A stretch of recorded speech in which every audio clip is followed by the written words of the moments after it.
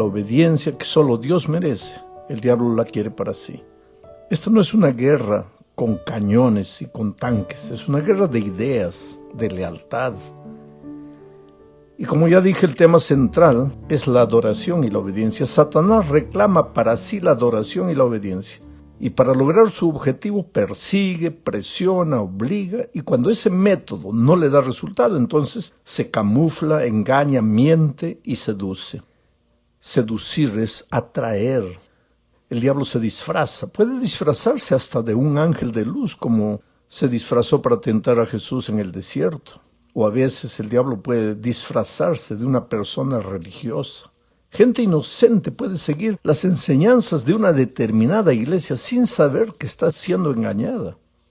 Tal vez por eso Salomón dice que hay camino que al hombre le parece derecho, pero su fin es la muerte. La única garantía de estar en el camino correcto es prestar atención a lo que la Biblia dice. Y cuando miramos las Escrituras vemos que siempre Dios tuvo un pueblo obediente y que ese pueblo continúa vivo hoy. No todos se rinden, no todos son víctimas de los engaños de Satanás.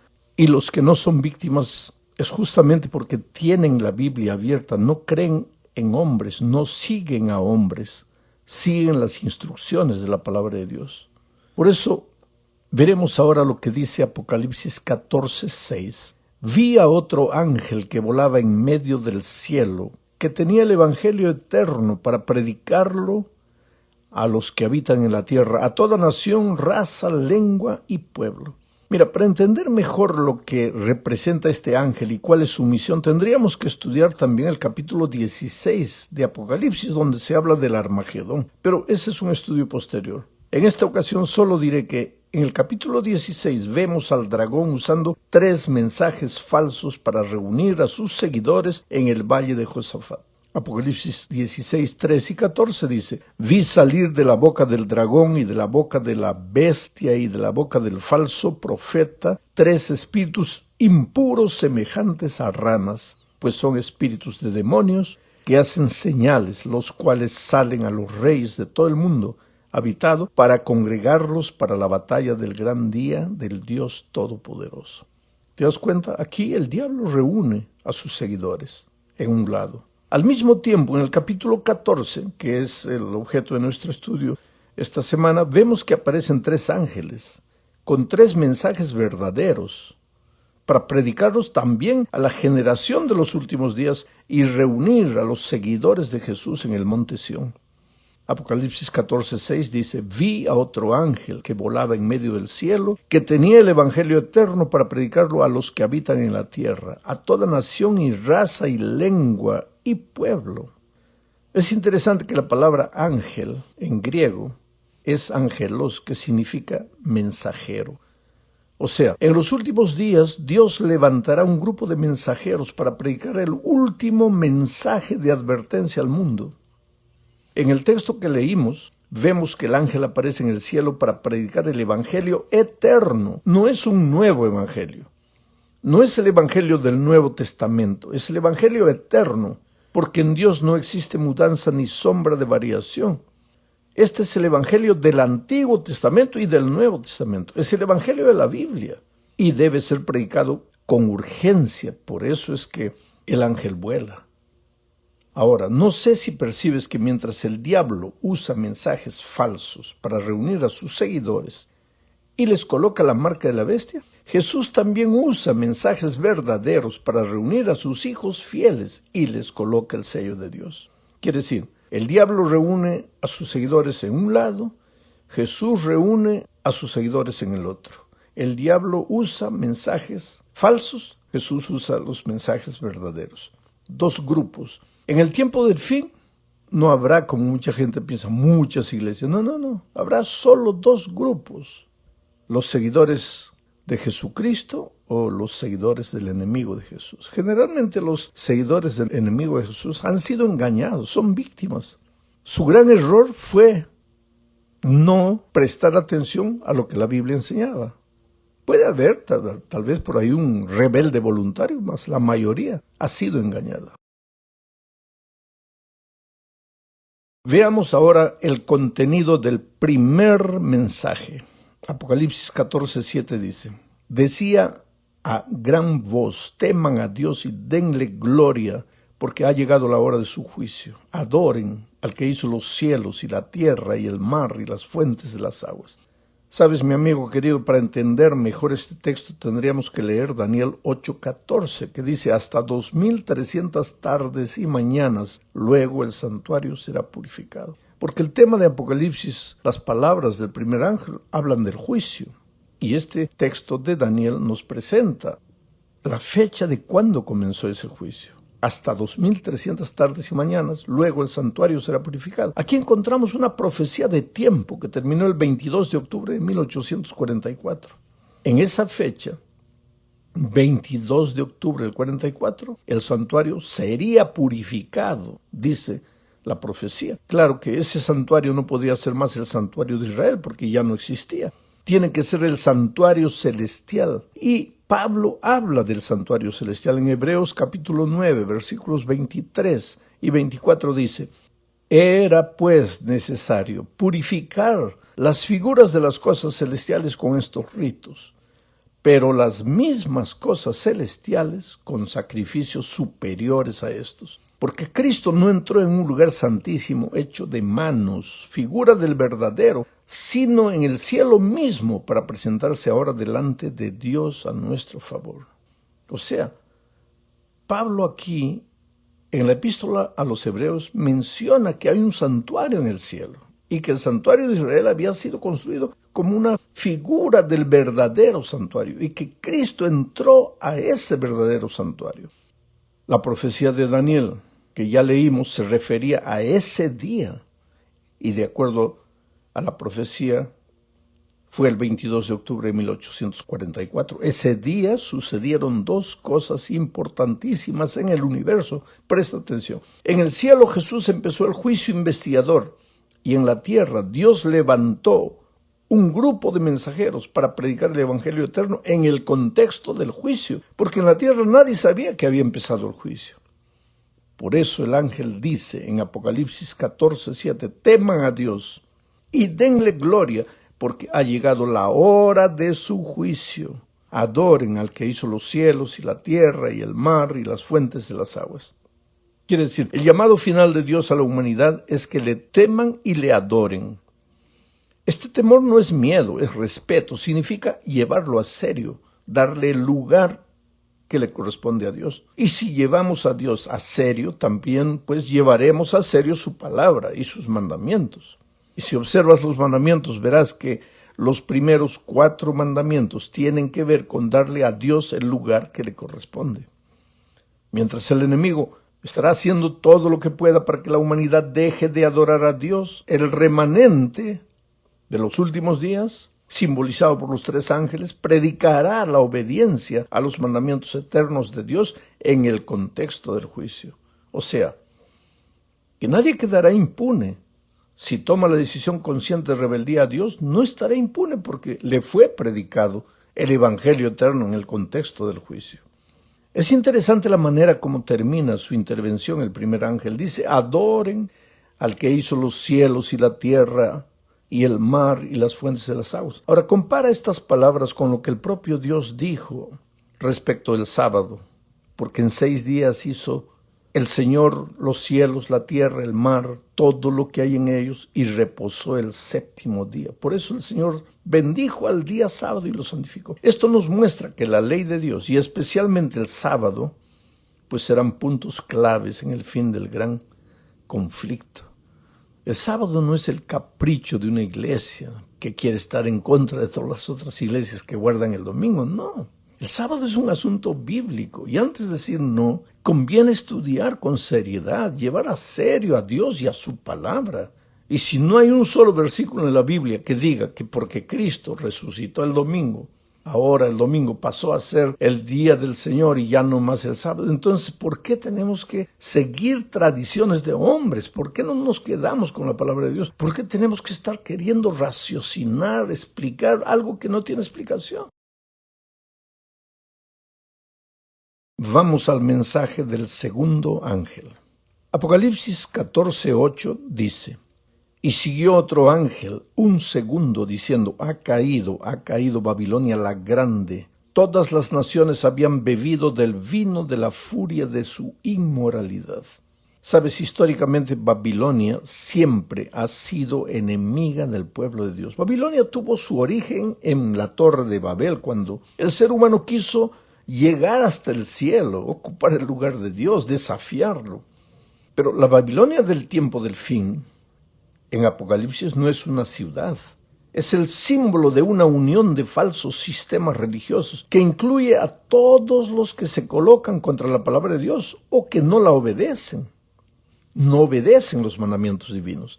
Estos sistemas religiosos serán usados por Satanás contra el pueblo de Dios. Esta unión religiosa apóstata manifestará la arrogancia de la Babilonia antigua al exaltarse por encima de Dios e intentar ocupar su lugar. El mensaje del segundo ángel le advierte al pueblo de Dios y a la humanidad en general que este sistema inicuo religioso se apartará cada vez más de la verdad como consecuencia de su rechazo a la luz.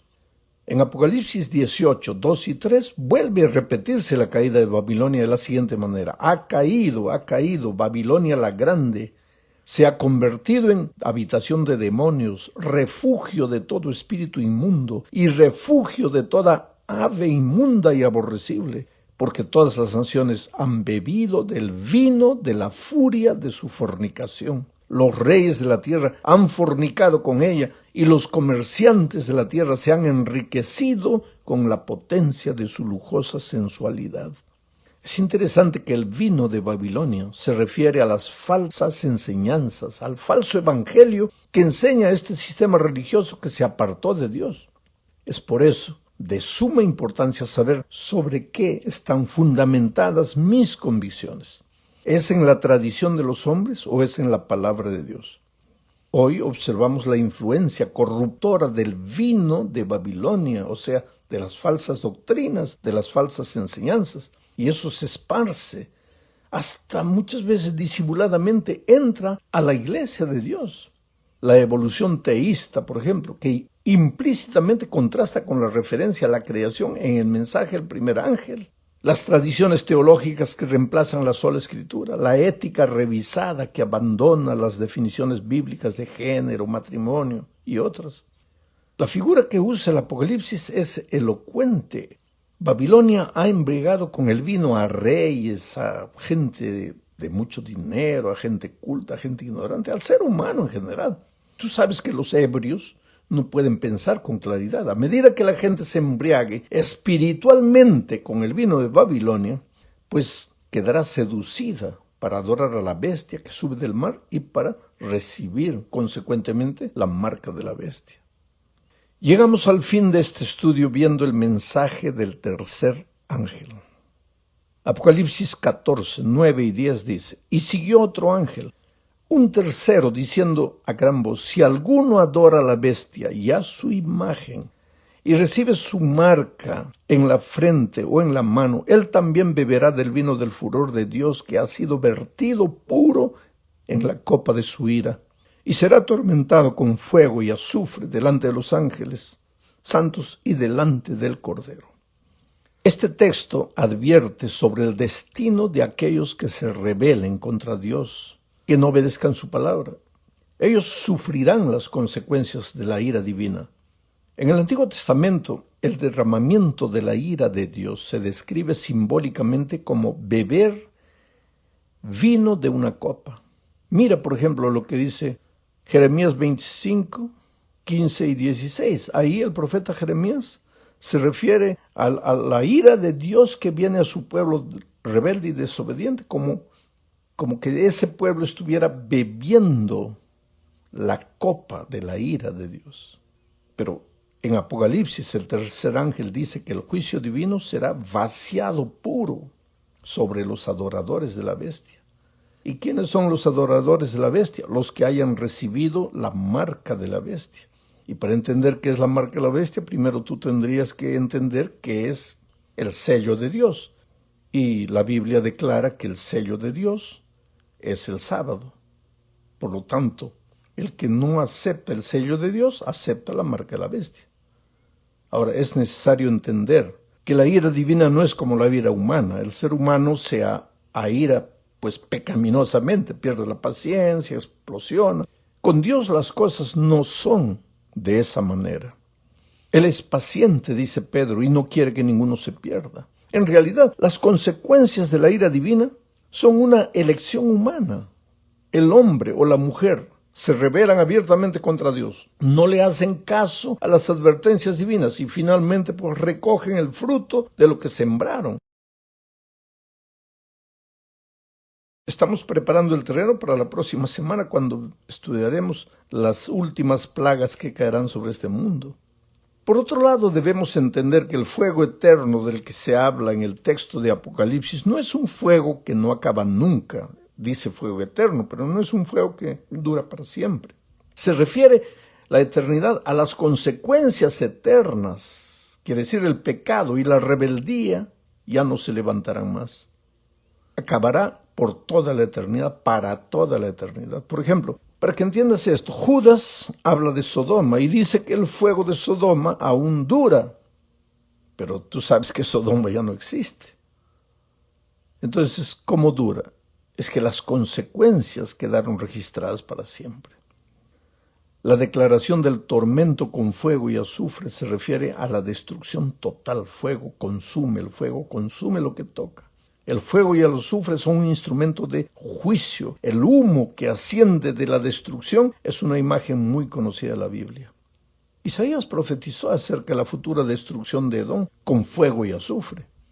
Se convertirá en alquitrán ardiente, dijo. Literalmente el texto de Isaías dice, no se apagará de noche ni de día, perpetuamente subirá su humo. Ahora, el fuego eterno pues no se refiere a un fuego interminable, ya que ninguna de las ciudades, ni Edom ni Sodoma, se está quemando hasta hoy. Las consecuencias son eternas. El fuego eterno en Apocalipsis se refiere a la aniquilación completa del pecado. Las llamas durarán lo suficiente como para que no quede nada más para quemar. Se acabó la materia, se acabó el fuego, pero las consecuencias se quedarán para siempre. Por lo tanto, al estudiar este tema, algunos podrían ser asustadores. Arrepiéntete porque ya viene la ira de Dios. Arrepiéntete porque viene el fuego eterno. Oh, querido, si tú te arrepientes porque viene la ira de Dios, tu arrepentimiento no va a ser genuino. El único arrepentimiento genuino es porque entiendes el evangelio eterno. ¿Y qué es el evangelio? Buenas noticias. ¿Qué buenas noticias? De que tú no puedes, tú eres un pobre pecador. Si dependiese de ti estás perdido. Pero Dios puede. Y Él puede transformar tu vida por completo. Y si te entregas a Él, pues Él lo va a hacer por ti. Esa es la buena noticia. Ese es el evangelio eterno. Y cuando tú entiendes el amor de un Dios grandioso, que se hizo hombre para venir a morir en la cruz, tú le entregas tu corazón y le dices, Señor, yo quiero caminar contigo. Por eso, los 144,000 del cielo caminan con Jesús, siguen al Cordero por donde quiera que va. Pero no existe ira divina, no existirán plagas, no existirá fuego eterno, todo eso existirá. Pero no son esas cosas, ni el miedo de esas cosas que tienen que llevarte al arrepentimiento. Por lo tanto, tú no te explayes mucho en hablar del fuego divino, del castigo eterno. Habla y predica la gracia maravillosa de Jesucristo, el amor de Jesucristo, porque si tú no le das el corazón,